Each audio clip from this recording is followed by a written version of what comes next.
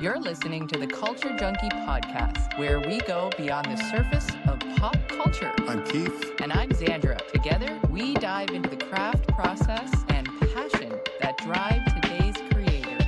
This is the Culture Junkie podcast.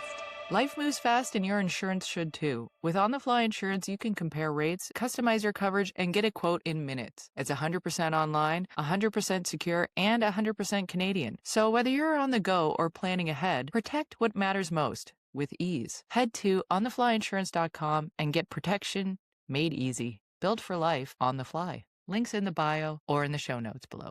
Hi, everybody. Welcome. Today, we're really excited to have Soukaina Alaoui El Hassani. Yes. She is a filmmaker, a commercial producer from the vibrant city of Casablanca, Morocco. Beautiful, beautiful place. Raised in a culture of deeply rooted in oral tradition and developed an early appreciation of the power of storytelling. Her career is anchored in unwavering love of narrative across film, documentary, and advertising.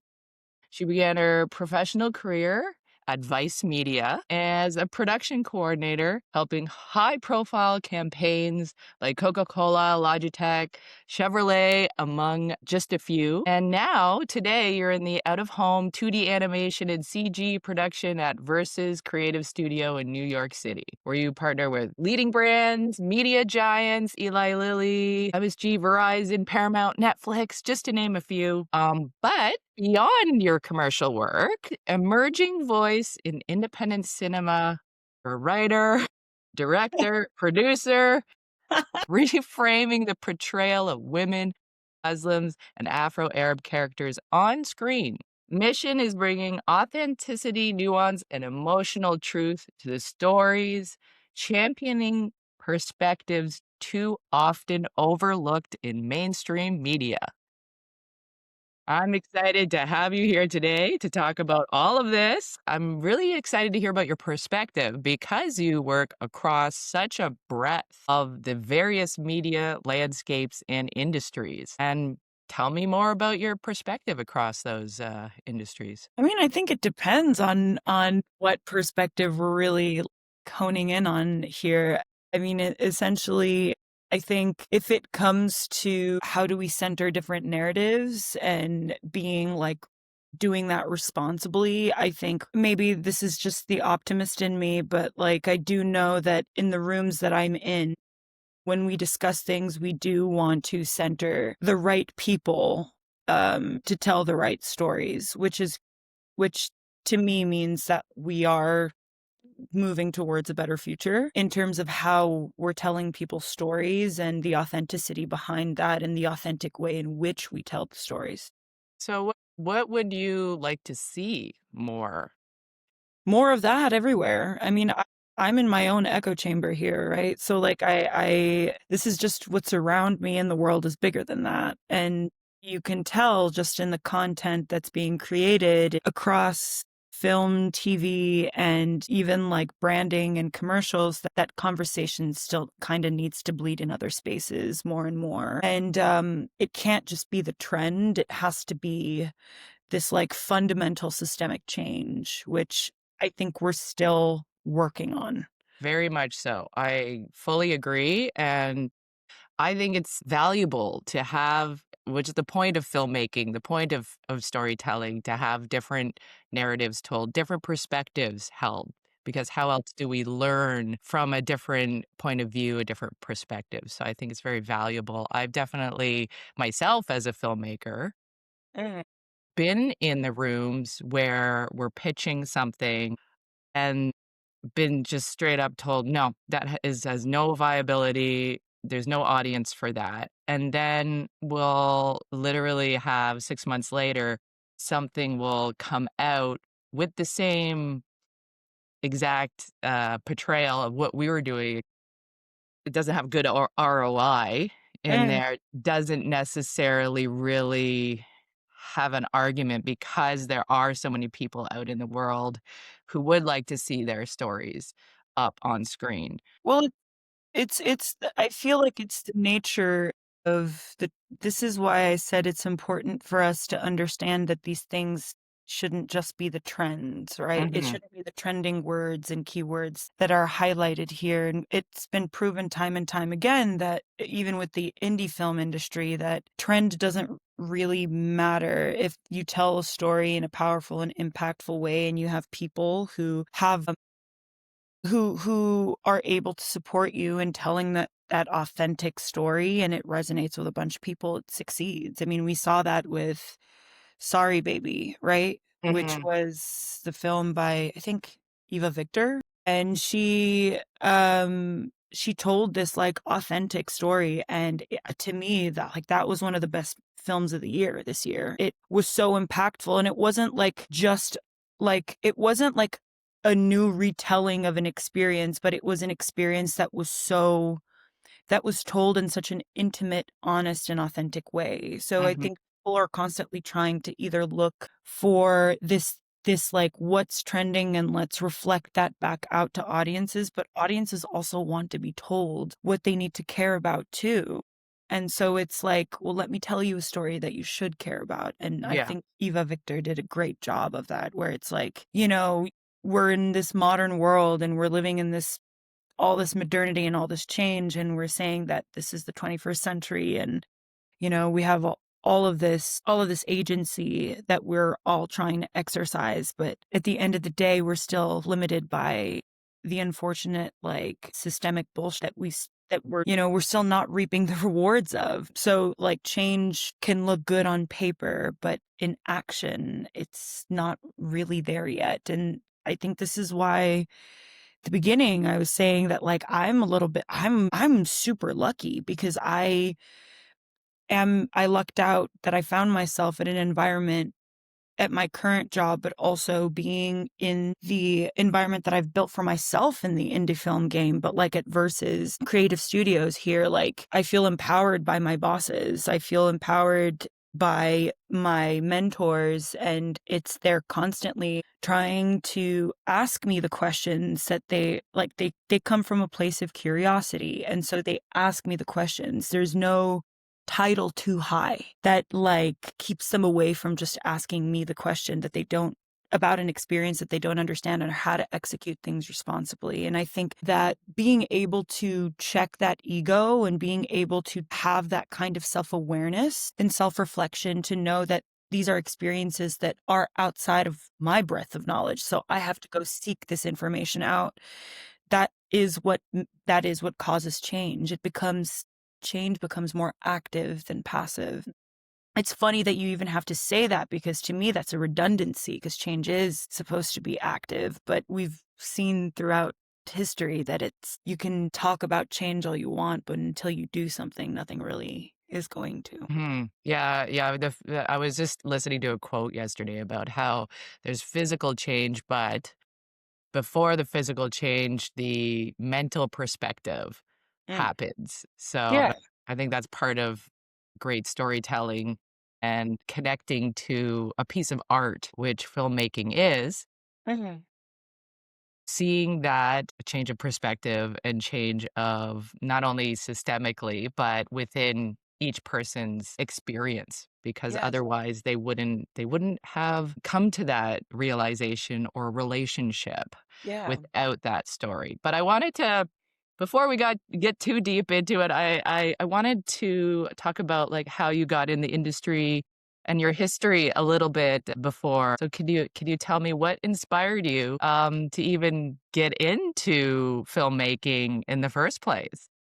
Well, little like if you can just picture it, I was the little kid in school in Morocco learning English, right? But I learned a lot of well, and I used to go to an American school too, but I learned a lot of my English from just watching TV shows and Mm, movies, and I loved it. I loved that they had all these really cool experiences portrayed in these films and shows, and like the Buffy the Vampire Slayers and how the Grinch stole Christmas, and like even like the Dune movie, and yeah. then the Aeon Flux, all these different things and all these different mediums. The Matrix is a great example too. Like Kill Bill is a great example too. It was like me watching these different Mm, kinds of films and these different kinds of storytelling mediums come to life. A lot of my relationships growing up, a lot of the ways that we bonded was storytelling. And so if it wasn't us telling each other stories, if it wasn't us being like, oh my God, you know what happened? Or, oh my God, like, here's a scary story. And it was me bonding with my grandfather, with my grandmother, with them telling me stories from what happened when we were under French occupation. So like it was all these different forms of storytelling, and then you saw stuff on TV after school or, in the mornings. And it was a way to, I just found storytelling, I think in essence is so empathetic. And so it's like this thing that just clicked with me. And I was like, I love this so much. But the thing that bothered me the most was every single time when it was my people on the screen, it wasn't great. And it made me Mhm. so uncomfortable. I was like, how is it that a medium that's so wonderful and so empathetic can be so problematic and create dangerous representations by creating these monoliths around different groups of people, ethnicities, races, genders, whatever, etc. Like you have all these different things. It's such a powerful tool, but sometimes it's used irresponsibly. And,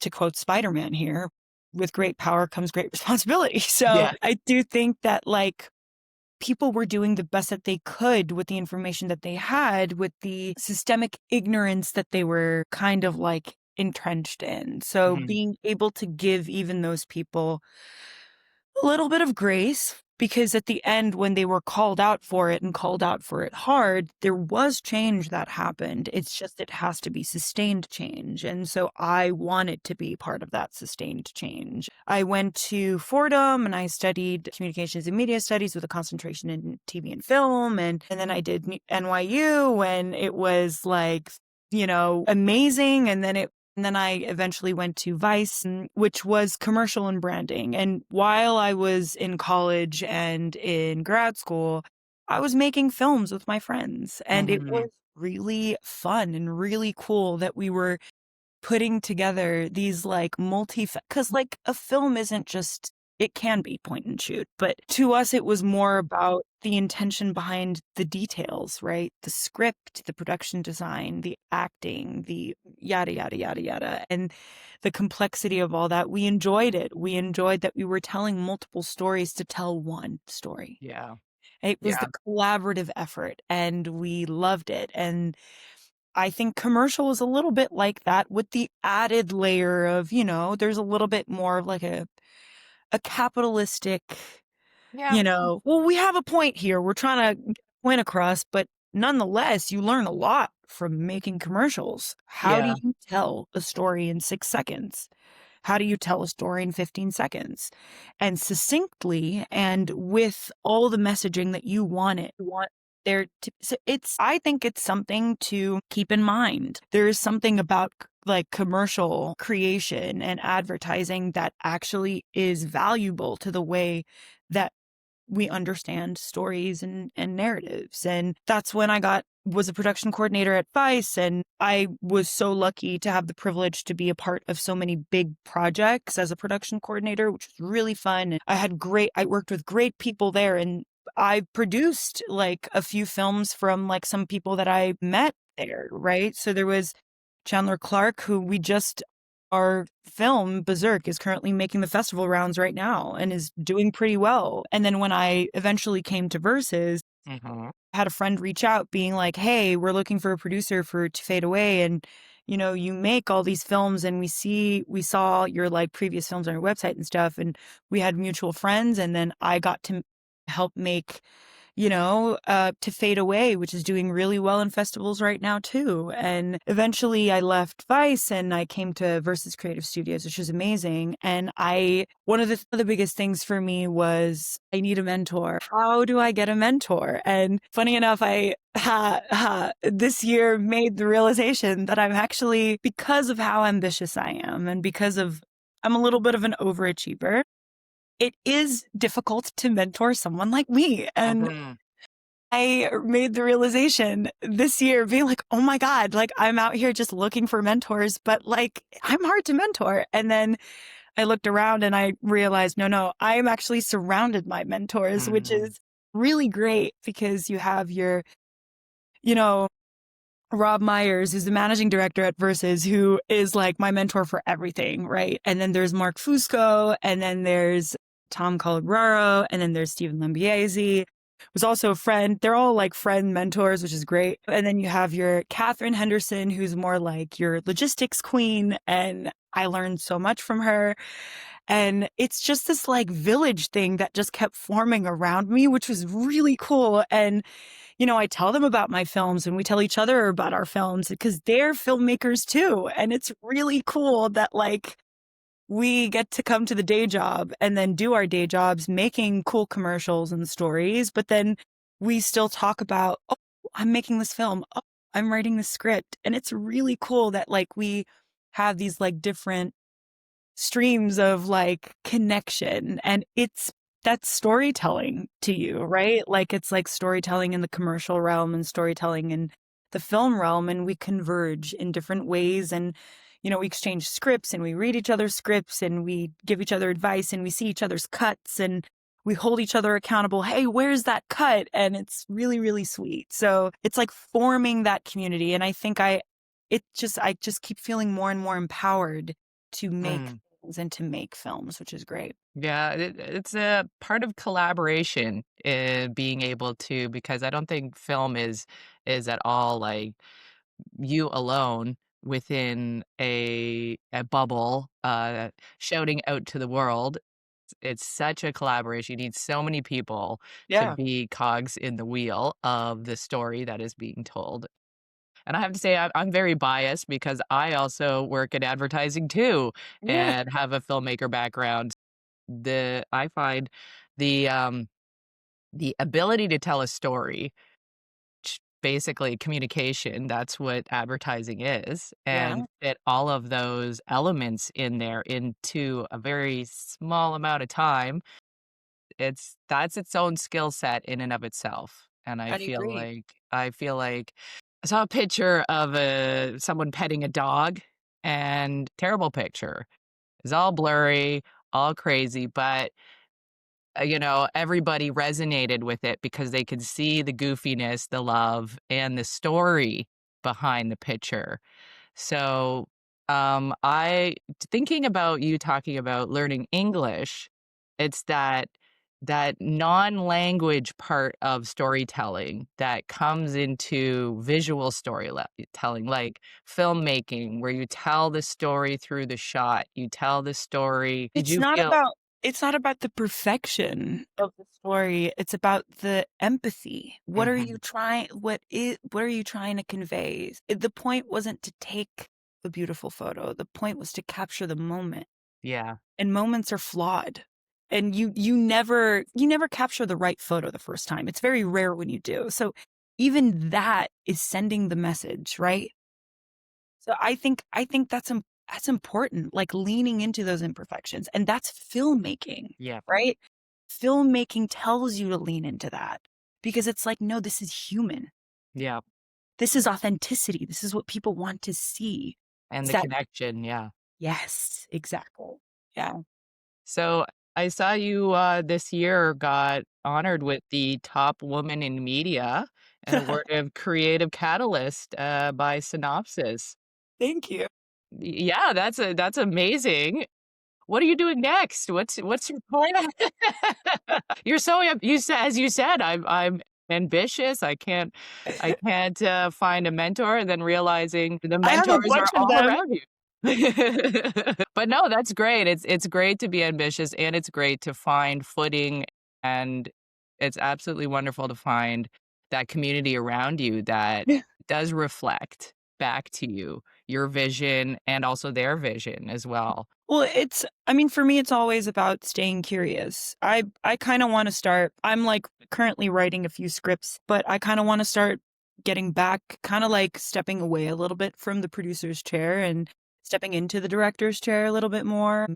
Just kind of like having that producer's chair in the advertising space, in the commercial space for sure. But like, when it gets to my creative storytelling, I think I really want to, like, I just feel so empowered to do that right now. And I want to act upon that. And Synopsis was great, and just another example of how much my community is empowering me, right? So Mm, this was versus looking at me and being like, no, you have grown so much and you work so hard and you are great and we appreciate you. And that was them putting me up for the award. And it was so wonderful when Samantha, our head of operations and finance, just let me know that like she had put me up for it because she thought that I deserved it. And I thought that was so sweet because she is a wonderful leader herself. And to have like a whole company just kind of like be, no, no, we're here for you. And that's how they operate, which is amazing.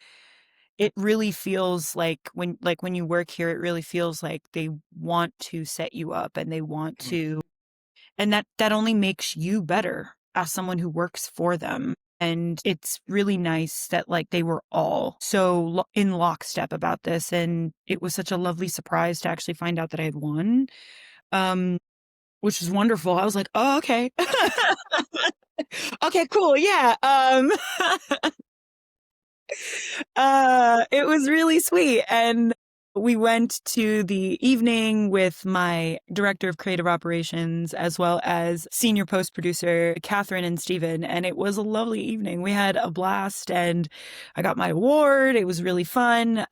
In terms of what's next, again, I think I just want to lean more into my creative endeavors a little bit more in terms of like my producing career. I think I'm just going to keep doing my thing and learning and just acting on curiosity and just amassing the arsenal of whatever I feel like is missing, just continue to learn and grow. And I think that is the goal for me right now in the producing realm. But in my filmmaking career, I think I want to start leaning into my directors, putting my director's hat on for sure. yeah, I spent some time in Morocco myself. I long time ago, long, long time ago. It was 2003. Okay. So I haven't been back since, unfortunately, but I would love to go back. You should. I felt similar to you in that looking at the media, especially in 2003, just the representation of Muslim and Arab people and cultures was not it. It was not there. And I had a really deep curiosity to go and see it literally for myself. Mm, So I went and backpacked around all over Morocco, and it was probably one of the most amazing experiences of my life. And I got to talk to all sorts of people and listen to them from their perspective and see what it looks like to be in Morocco and looking out at, Canada and America from that side of the world and what it feels like to have the tiles on your feet instead of the carpet and drinking Moroccan tea or yeah. Moroccan whiskey, as they call it over there. And just understanding how much of the culture is missing in the daily experiences of our media Mhm, and how much there is out there that we get to experience now, I think compared to then, over mhm. 20 years ago. Well, I So, it's do think to that point, one of the biggest things that I think the West misses out on a lot is the warmth and mhm, the community, right? We are, not that the West doesn't have community, but for us, at least the way that I was raised, everybody's so, like, especially like nowadays, like everybody is so hung up on on not being inconvenienced, mhm, but the cost of community is inconvenience, right? Love is an active verb. You mm, have to sometimes be inconvenienced to be able to build something. And so it's worth it. And so we grew up in the understanding of that. So we actually find joy in being inconvenienced for someone mm, because we see the joy that that brings someone, and that creates community. And I think that is the tenet for creativity too, right? mm. being uncomfortable and being challenged in your idea, but accepting it nonetheless because your idea just got better. Mhm. And that Because sounds it like was good. filmmaking too. Yes, exactly. And I do think that, like, my culture primed me for that. Like, the act of being so curious and the act of being so open, like that lack of rigidity and the will to be open to different ideas and people, and the act of being inconvenienced to create for the goal to create something better. I think that is something that we're losing nowadays a little bit because I'm all for boundaries, and I respect the hell out of Yeah. boundaries 100%, but I do think sometimes we take it a little too far. Being thought of and someone going out of their way for us is meant to be a Mhm. gesture of love. It's a Mhm. gesture of, I want to build community with you. And it goes the same in creativity. I'm going to go out of my way to make this work for you because I want this to come to fruition. This idea is important. And it's seeing beyond details to focus on the goal of the message that you're trying to say. And I think that a lot of people get lost in the oversimplification of what it means to set boundaries. Boundaries are Mhm. meant to protect you, but the caveat there is make sure that they protect you and not, Put a like, wall up exactly. to isolate you. Yeah, and there is a little bit, in my opinion, that nowadays people in around me are isolating so much. They want more than ever to be in a community, but it's like, Mhm. in order for you to do that, you have to step out of that isolation, and in order for you to do that, you have to inconvenience yourself to create it. Yeah, the rugged individualism Yeah, of the Western world has been, overclocked a little bit. I would agreed. say I would say, and it's difficult when, during the times we are living in now, where we've lost those third spaces. We've Mm, lost that sense of community in so much that, like, I traveled extensively and was met with curiosity and how do you live like that? How are your parents not in your home with yeah, you? How does your community not connect in the same way as ours?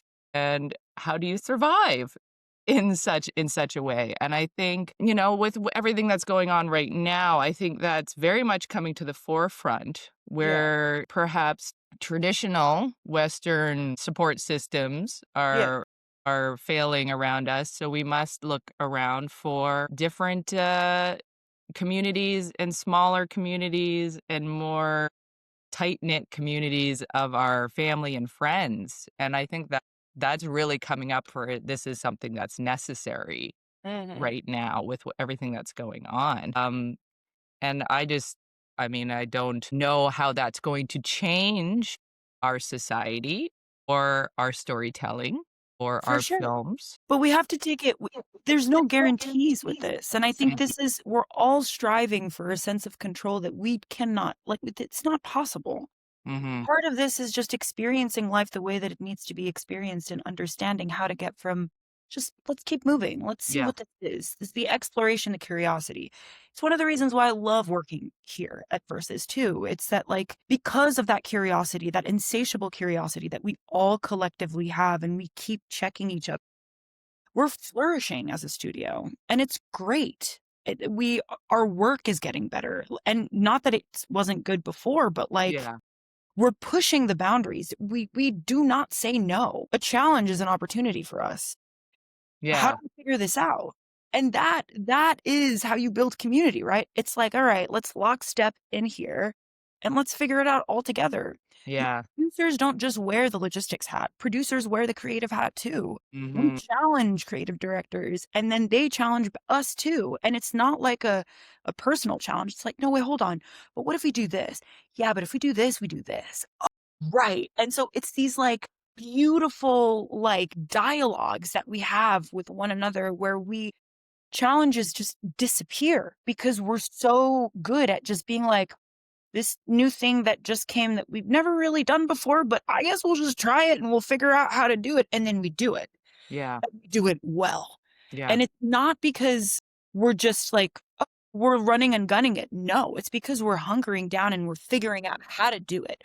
We're calling the right people. We're figuring out the right things. We're doing our R&D moment. You know what I mean? Like, how do we figure this out? How do we do this? What's the process of this? How do we and it's not just the logistics part of us figuring it out, it's even the creative part. And even like logistics teams are invited into the creative conversations and vice versa. So it's Mhm. not this like hyper delineation. It's this collaborative communal thing that's going on that is what is making us grow and flourish internally and even with our clients.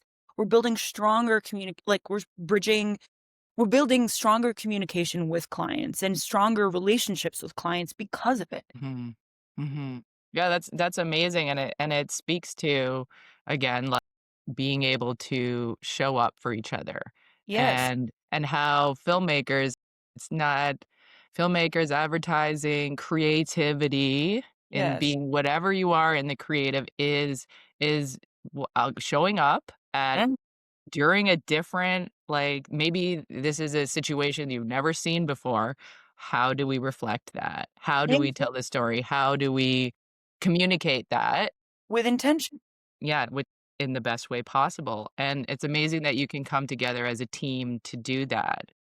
But I wanted to ask you before we wrap up, because Okay. I know we are getting to a good amount of time here, but I wanted to ask you about your directing eye and your wish to be more in the director's seat because I just thought of Kill Bill that you brought up Yeah. earlier, and that's quite a visual, not just a language storytelling, but a visual storytelling. Personally, when I watched it first, I thought, "Oh my god, it's like someone went to film school and then took steroids." Yeah, I love it. And, like, fully was just like, "Okay, I'm gonna tell this in the mo with the lighting, with the camera angles, and that visual just grabbing it by the horns." I wanna know, like, what do you like, what's your process as a director? Do you have it in your mind, or do you, like, let it come and percolate up as the story is being told to you? It's a little bit of both, right? So it's like you have an idea in your mind, but you're open to things percolating in the moment. And I think having that flexibility is what can make you a super strong storyteller. It's knowing the plan and like or not even the plan, but like seeing like the vision in your head and jotting it down. This is the vision I see in my head, but let me check in with myself tomorrow. And then let me go watch a few movies and then check in with this. This I'm a little bit unsure of. And it's constantly, like I said, keeping that like openness about it. Something will change and sometimes it'll change for the better and sometimes it'll change for the worse, but nonetheless it's going to change, but you have to be open to it a little bit and you have to make the decision. Do you want to change it or not? Like being an active participant in your creativity is important. And I know, again, that sounds so redundant, but I do think that sometimes people just kind of like clock out the moment they get a Mhm, creative idea and they're like, okay, well, this is how we're going to do it. And that's it. No, be an active participant with your creative side too. Challenge it, poke holes. Don't overthink and like spiral, but like be able to have that dialogue with yourself and your creativity. How can you push this? Is this the intention? Do you want this to have an intention? Do you want to maybe just keep it spontaneous and see if you want to imbue it with intention later on? Do you want to sit with it a bit and then see if you want to give it intention? I think that is what the creative process for me looks like. It's this constant idea of like, this is always going to evolve. mhm, And I can say, oh, okay, I think you're good. I think you're ready to I think you're ready to bake right now. But that decision lies with me, but I don't want to just write something and direct something and just stop. mhm. That's not the point of creativity. Creativity is ever changing and you can never have enough revisions. Even when you're writing a script, this changes. When you're like, "Okay, well, I think the script is locked," and then you get on set and you're like, "Wait a minute, the actor just said something that, like, I think is better than what I have in the script. I actually would rather what you said. Like, this is so much better. This is what I needed in this, and I didn't even realize it." So, again, it's being open to that collaboration, being open to that creativity that comes from outside of you, not just within.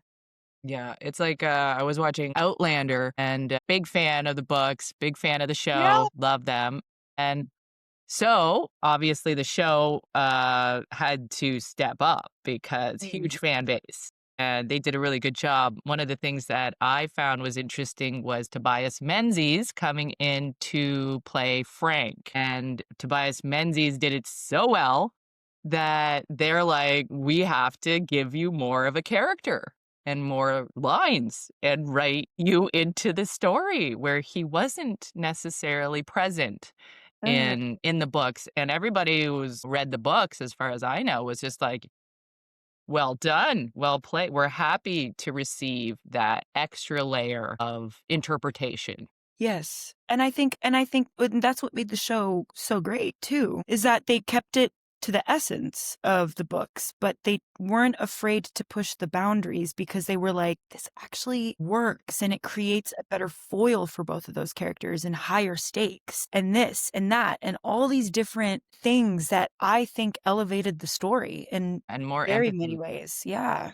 way more empathy, but I wanted to ask you your movies that are in on the circuit right now, and they're doing well. How what are they about? Well, Berserk is a psychological thriller. It's essentially it has like sci-fi elements to it, which is really fun. It's about this man Anders who essentially is trying to control his anger, but realizes he actually has special powers. And his therapist actually has known all along, and it's pretty cool. I would give it a watch. I thought it was beautifully shot. The DP on it, Weston, was amazing, and the director on it, Chandler Clark, was amazing as well. Production design was awesome as well.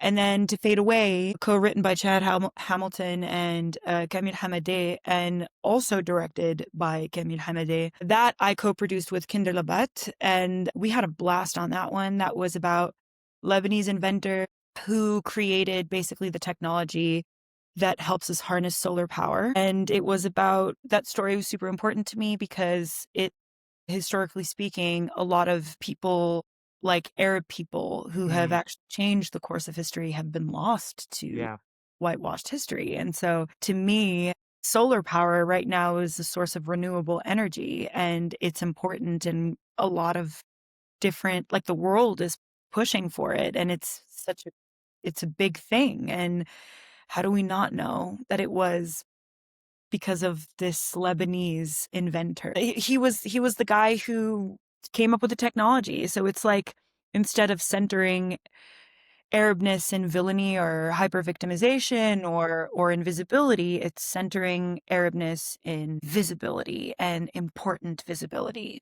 And essentially, which goes kind of like full circle moment here where I'm like, yes, these are the stories I want to tell. amazing, and you're working on a few scripts right now. Do you wanna tell it? Give us a little tiny, tiny little nugget? One of them is actually about my father's experience during French occupation. He was actually a young man who got thrown into when he was very, very young. Like, he was, I think, 12. He got thrown into a jail by the French under occupation, and I got just like forgotten there. And then he kind of broke out as like this like small 12-year-old. And so I kind of I wrote this script is definitely loosely based on his experience, but he didn't really talk about his experience until very recently under Mm, occupation. And so that's a way of me honoring him and honoring the gift of storytelling that he's always encouraged in me. So I thought that was very apropos. And the second script is actually me being inspired by the story of Isis and Nephthys and their complicity, but also the story of Isis and Osiris when Osiris got cut up into 14 different pieces. And so I took that story and I contemporized it a little bit. So it's like that story meets the substance, which is like going to be like a body horror short, which is great. mhm. And so I'm working on both of them right now, which is really fun to have that kind of like breadth of from like a nice like historical period piece drama. And then you have this like body horror short. It's crazy. Well, we have all sorts of different dynamic sides of ourselves, and I guess we will draw inspiration from all sorts of different places in For our life. sure. I mean, one of them is deeply rooted in my identity, and the other one is about my thoughts about, like building community, but also relationships. And, how sometimes when we get into relationships, we only choose to see certain sides of the person or the potentialities of the person, which is why I thought it was, once again, very on par with the act of like being cut up into 14 pieces and being put back together. But what are the caveats of that? What are the dangers of putting someone back together? And would you alter anything about the person that you're putting back together? Because there's definitely things that you're realizing about these different parts of someone that you love that you don't necessarily, that you find fault in, but you want to embrace. And Nephthys and Isis are sisters, and so is Osiris, but like I'm changing the names and all that. So really just using the story as like a point of reference here. But that is what the reflection of that is to me, is that they, in the short, they're not really sisters. They're just very close friends who Mhm. happen to both have a relationship with the man in front of them. And one is willing to bring him back to life. And the other is like, I'm supporting you, but I don't think it's a good idea to bring him back to life. And they have this like push and pull of why. And it's also about masculinity and femininity and the rigidity of those definitions. And so it's a little bit of like my mind's eye into that a little bit. Yeah, that's very, very interesting because I think as we get older, we understand that people have so many different sides and elements to them that we maybe didn't see as we were younger, especially our parents. As we get older, we could see they evolve in front of our eyes, and perhaps the way that we have relationships with romantic partners and even friends, where sounds like you're leaning into that evolution of not only how you see everybody else but yourself, Mm. because And the difficulty of putting that together, which is why it's a body horror, right? Like you're squeamish and you're seeing this body physically being put back together in the most gory of ways, but it's messy. yeah, It's always going to be messy. Taking the part that you feel is your favorite part and smushing it with the part that you feel like isn't. Like, is the part that frustrates you the most. And you're like, like this, there's a complexity to this person, and it's really exhuming that process, but in the most physical way. and definitely a radical Yeah, self-acceptance, as well as exactly. accepting other people in the way that they are. It's Exactly. very interesting. Well, I could talk to you all day. I I've had so much fun, and I want you to tell me when you're coming to Toronto, the Toronto International Film Festival. I will, I promise. You're very welcome. But yeah, tell me what you wanna leave people with, if you want them to check anything out, if you want them to go anywhere, or if you just wanna leave a thought. I mean, I would love for you guys to check out my films, Berserk and To Fade Away and Lapse too. You can find them all on my Instagram at SAELHASSANI. You can go straight to those. You'll see them like pop up. Go check them out. They're really cool. I'm very proud of Check the them. show notes too. And yeah, and if I'm gonna leave anyone with anything, is just be curious and open. Always be curious and open, and act from a place of empathy. I think empathy and compassion, because it's more active than empathy, is very, very important, and it's what makes collaboration wonderful. Well, we're excited to see all your future shows and endeavors, and thank you so much for coming on the podcast with me today. Thank you so much.